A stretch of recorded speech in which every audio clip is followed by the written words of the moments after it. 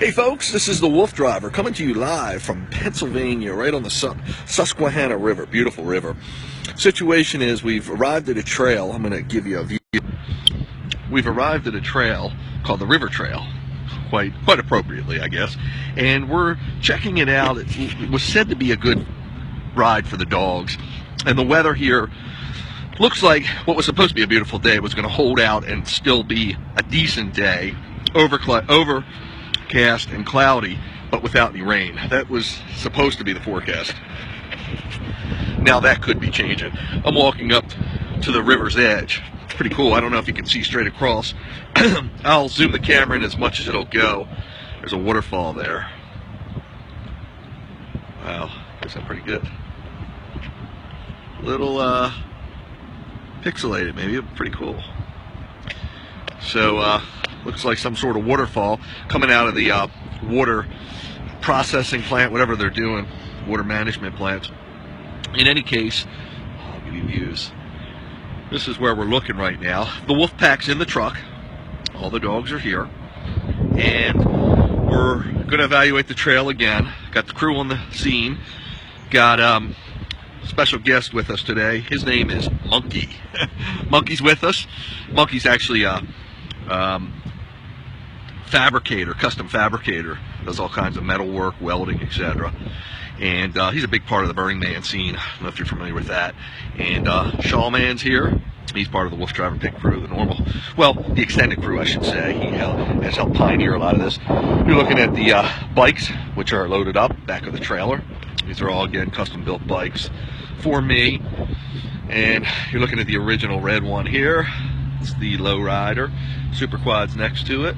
So, apparently the trail is a 50-50, and everybody's saying it's up to you there. We're filming each other. 50-50? Well, whatever. Let Crispy evaluate it and see what he thinks. He's not going to be on the trail. We are. You're on the live broadcast here. Chris, what are you thinking? It's worth a shot? Okay. Well, we'll do it. Then we'll do it. Let me take a walk around and show everybody out there. I'm going to show you the dogs now. This is how we evaluate the scene, folks. Got the Jagster right here. Jagster wants to say hello. Hi, Jag. What's going on, buddy? Jag is a Siberian Husky, in case you couldn't tell, and all of them are Siberian Huskies. All of my wolf pack. And those bright blue eyes. He's kind of small for the breed. Oh, he's looking up. Might see something. Maybe he knows the bike's on top. And we are coming around. Oh, I like that view. He rests his chin right on the window ledge and says, "Dad, let's go." I got to open up the door so I can give you a view of the other crew. And they're a little amped up. Okay, folks, this is the Chaster Man. Chaster's like the Wolf Man. He's the only one with brown eyes. And here's the Z-Man. Check him out. That's the Z-Man and the Chaster, the Wolf Man we call him, because the brown eyes. Hey guys, that's Pretty Princess. She's got her own little cabin back there. I don't know if you can see her. Hi, Pretty. Pretty, can we get a... Hi there. Can you tell everyone hello? Good boys and good girls. Okay, guys. Lots of love. Okay, guys. Let me close the door. Good boys. We're not quite ready yet, folks. So, again, this trail is in Pennsylvania on the Susquehanna River. And got somebody doing some fishing, it looks like, down there. Pretty cool. Hey, Mitzi. Thanks so much for joining us. And we've brought two vehicles out today because we have the WooFDriver pit crew with us. So we got the dog bus. Dog bus is a Ford Transit van. I use that for local area runs usually, or when we have an extended crew like we do today. And of course, the big truck you're familiar with. Again, we're scheduled to run hopefully about 15 miles today. We usually run 15-20 mile journeys. You see Chris is starting to unload the vehicle. We've got quite a bit of unloading to do, as you can imagine, and setting up. We're going to do a live broadcast here from the trail. So I hope you can join us on that. And if you haven't already, sign up for WooFDriver Unleashed. It's where I run a bit wild. I'm always running wild, but I get a little bit more buck wild there. What it is it's a behind the scenes view. I try to put on there special stuff that I don't post to the regular WooFDriver page. It's a little more personal and gives me a little more time to better address everybody. not as big of a crew, so you'll be able to get your questions in probably, and comments, everything acknowledged, and I'll talk to you personally and mention you in a lot of videos because I love it. Hey Mindy, you got a question? How long does it take you to do 15, 20 miles? Good question, Mindy. 15 to 20 miles can take us anywhere from 3.5 to roughly 5 hours, depending on, we stop a lot along the way, depending on the weather, how much the dogs might need rest-wise or to drink, depending on the temperatures, etc. The colder it is, the quicker we can do it. The warmer it is, the more we take our time for the dogs, but also take our time for ourselves. It kind of works out really well because we do a lot of sightseeing when it's warmer, because they, again, harder for them to keep up, and it gives us, it's easier for us to relax because of the warmer weather. The cold weather we can only tolerate so much, though they could go further than we can probably take. We'll stay out on the trail when it's cold, still about 4 hours, but we could get in mileage. We've done up to 30 miles before. So I hope that answers your question. I will, as we progress through the day, give you mileage updates and time updates, let you know where we're at. We usually stop every 2 to 5 miles, depending on the conditions again, to water and to break. So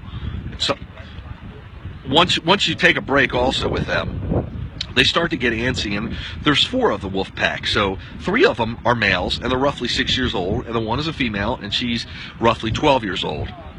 So she'll tire quicker than they will, but believe it or not, she'll be recovered quicker than they are sometimes. So she'll be recovered, and then they'll be chilling. It's pretty funny to watch. But the 2 dogs, the 2 males, are in front.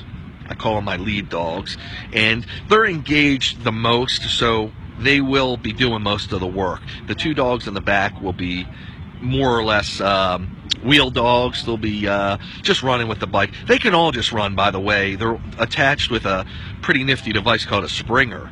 So it's almost like a cushioned way of attaching them. They're tethered to it, and they run on the side. So again, we can assist them with pedals or the motor, or they can choose to pull if they desire. Pretty cool stuff.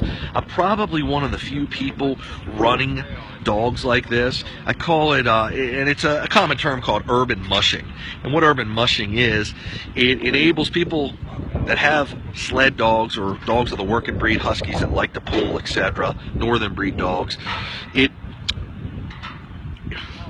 describes a way that people have found ways to work them through more populated areas, like living in the city, maybe on the sidewalks, attaching them to a bike in some way like I am, and being able to run them on a more narrow trail instead of when you're in a rural area. You can put them out in front of you on a tow rope, they call it, similar to a sled. You can do that on a bike too, but you'll need more room, and it'll require more training.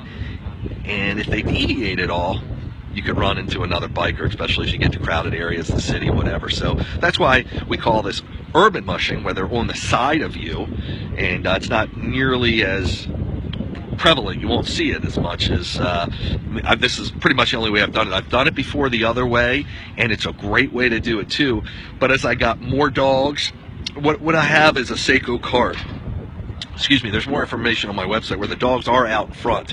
They're kind of hardwired in, for lack of a better term, so you don't get, you don't get that where they would deviate from when they're out in front of you. If you imagine they're on a rope, they can go left or right. They don't get that as much. But that cart is only designed for 2 dogs. I've actually customized them and made them go up to 4 dogs pretty incredibly. So that's why we have them on the side. A little bit of urban mushing terms. You can ask me any questions. I know that's a real brief synopsis and a little raw around the edges, but it's really cool. You'll see us on the trail in a little while. You may have seen what we do on my videos and other live broadcasts. We do this at night as well, which is really adds a sense of enchanted adventure that is truly incredible. We love adventure. We love to discover, and I love doing this with my dogs. I wouldn't have it any other way. So there's a lot of work that is involved here, especially because I'm so into documenting everything we do, because this is really remarkable. I see someone out there on the boat. They look like they're on some kind of trolling boat. Maybe they're fishing in there. I know rockfish season has opened up in certain parts of certain areas where we live, the Chesapeake Bay, etc. Again, you're looking at the Susquehanna River. In any case, there's so much. This is so unusual and such a memorable time for me in my life being able to do this that I want to document almost every possible minute of it. So therefore, we pack a lot of equipment to be able to document this properly through photographing, videos, etc. And you might have seen that. I mean, I've got literally thousands of videos, and they're actually well-documented videos. I've created a whole music library that explains everything I'm doing, kind of like a musical blog, and it's just truly fascinating, and I think you'll find it pretty remarkable.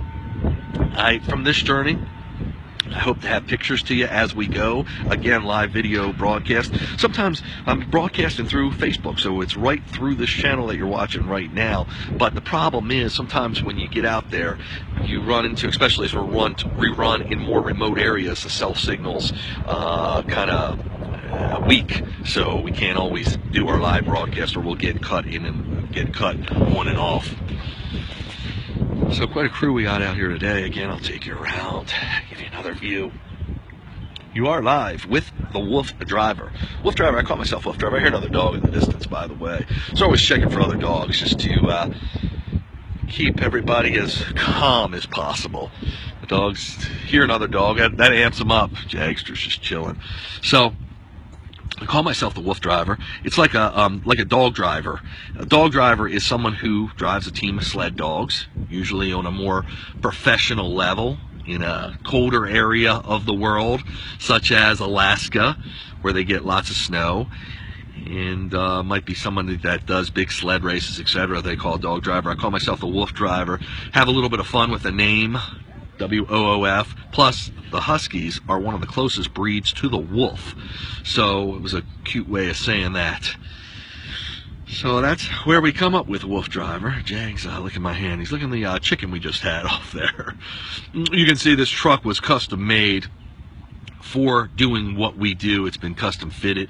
Normally you won't see a truck with 6 doors. Again, I'll show that to you. You see most trucks have 4 doors. We have 6 doors in here, so we can travel with an extended crew, as well as put the equipment on top, and there's a big compartment behind the dogs, and travel with the dogs. They don't have to be in crates in here. They're separated, at least most of them. 2 of them do ride together. They're separated through proper grading, and that helps them just ride safely, but lets them be on the seats and in a little more comfortable of a situation. But crate riding in cars and trucks is also very good. So that's where we're at right now. I want to talk to the team. I'm going to direct them. A lot of these people have been for many years. They love the dogs as well and have made this happen. It's the Shaw man filming us. If you have any questions, please feel free to go ahead and ask me, as well as make any comments you want right there in your Facebook feed. I'm going to take one more view of you up by the Susquehanna River. If any of you are in this area, please let us know. You can always come by and see us set up, chat with us, meet the dogs. And this is the Susquehanna River, giving you a panoramic view. Cool. So we'll be out on the trail for probably anywhere from, I would say, 4 to 6 hours today. This trail is actually, I'm being told, about 14 miles. So we go out, we usually do 15 to 20 miles, and that could take us anywhere from 3.5 to 5 hours, depending on the conditions. And we've done up to 30 miles. We prefer trails that are a little off the beaten path, so as to keep them a little less crowded. And we try to come at less crowded times of the day as well. See the parking lot, actually, the people that were on the boat, that's a boat ramp, and they look like they're going to be pulling the boat out of the water. This is one of the dog vehicles, the dog bus. And this was designed for the dogs as well.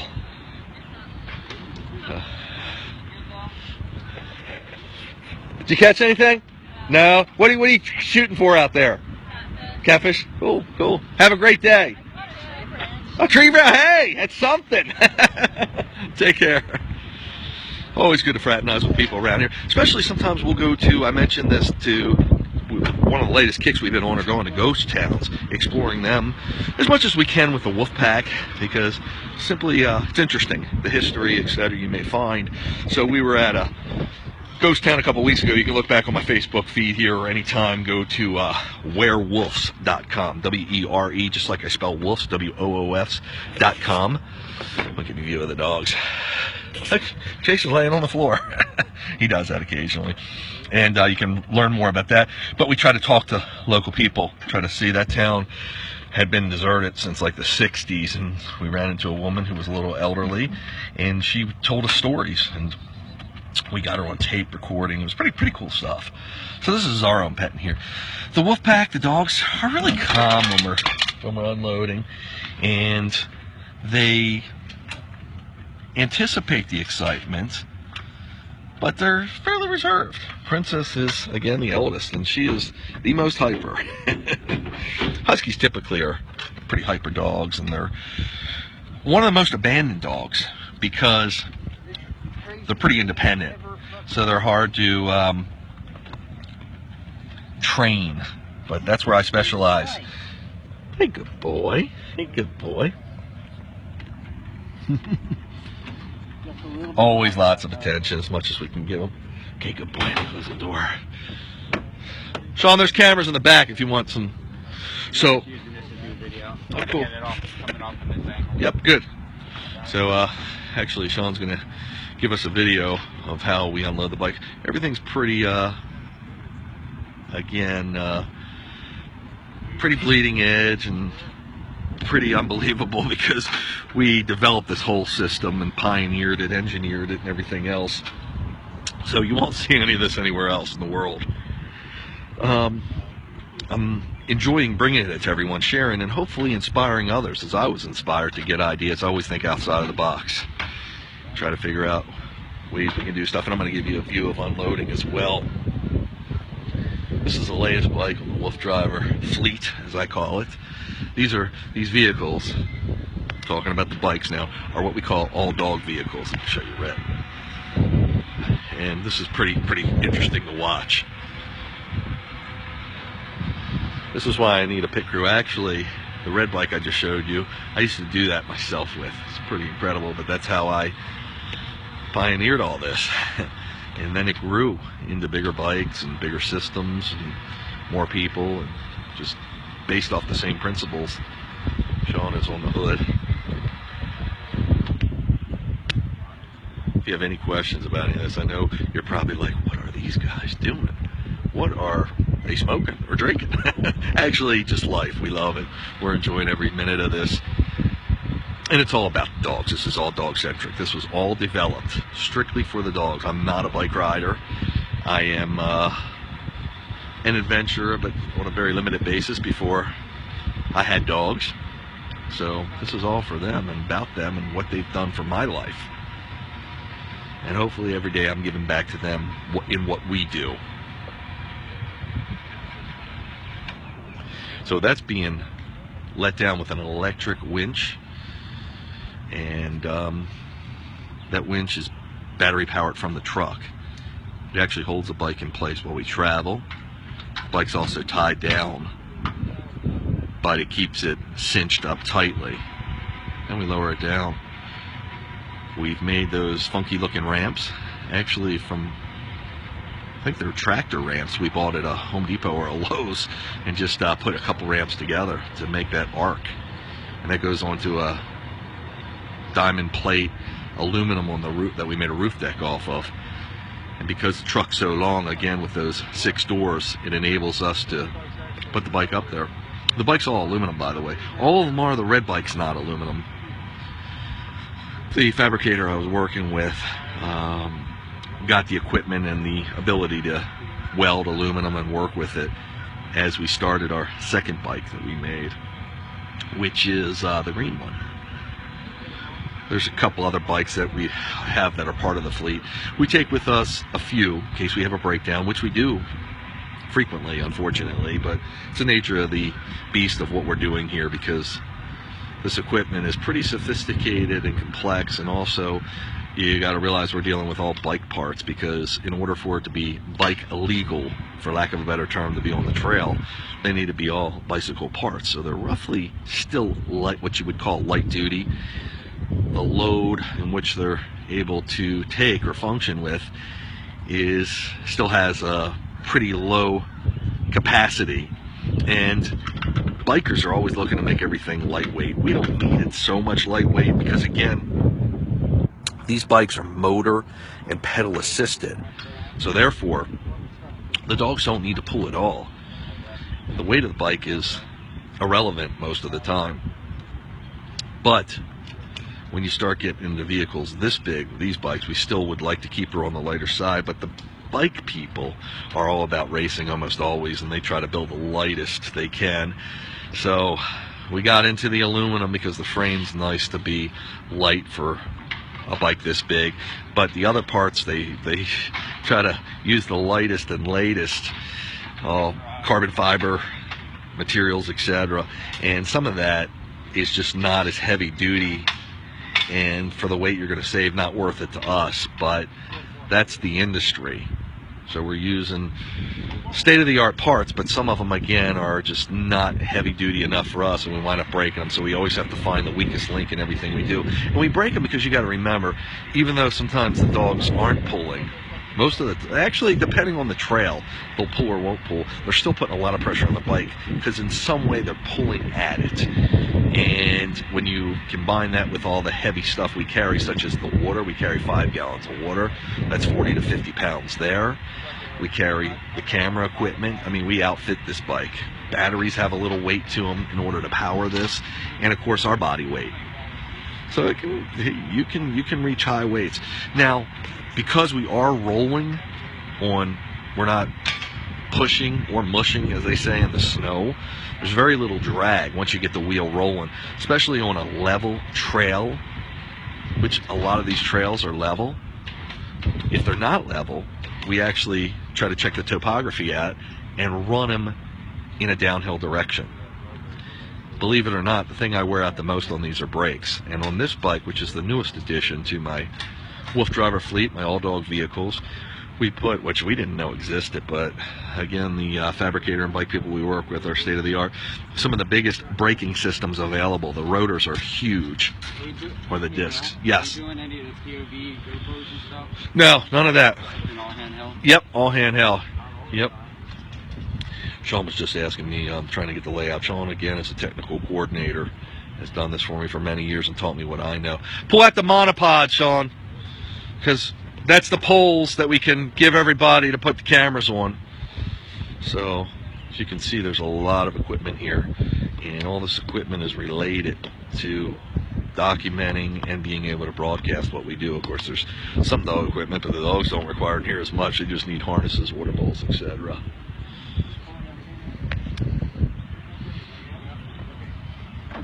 Whoops. Okay, you just got me on a blooper. You stripped over the the wire. But you didn't see that. That's a good part about me holding the camera. Now you might have noticed these super fat, bright orange pink tires. And they're really cool because give us a lot of cushion, give us a lot of ability to go over different terrains. And also because these are, I really call them dog power go-karts or hot dog vehicle bikes. They are low to the ground, they're recumbent, and therefore the dogs are riding right next to you. It really provides for an intimate feeling and a wonderful experience, and they really enjoy that. Plus it helps you monitor the dogs, their condition, how they're doing, and get a first-hand look at them instantly by turning your head or looking in the mirror. We're setting up a pretty elaborate antenna system so we can broadcast this through this Facebook feed, but again, we need cell access to do that. Pretty interesting.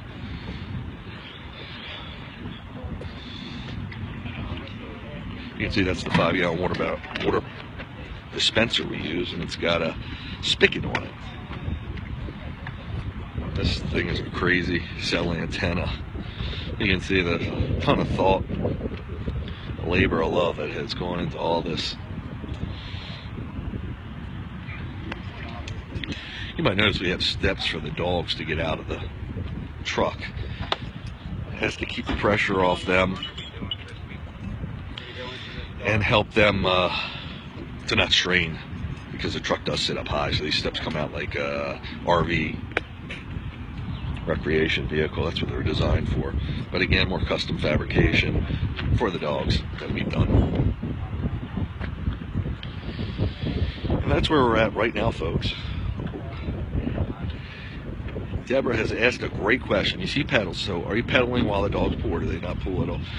Very great question. So Deborah's asked how the dogs actually run on this vehicle, because she sees the pedals, and actually this is a motor, and the motor assists us as well. But what happens is the dogs, depending on the terrain, like if we're going uphill, it's probably 90% of the chance too hard for them to pull.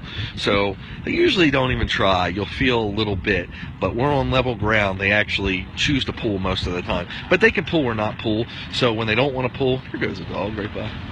Hey. When they choose to pull, they can pull. They're on, this is the way they pull. They're on the side, so it's not a traditional setup, as I was saying.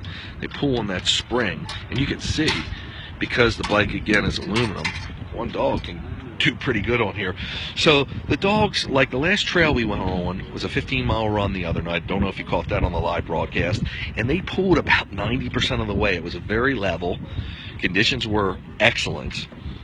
They needed very little riding, very little assisting, if you will. So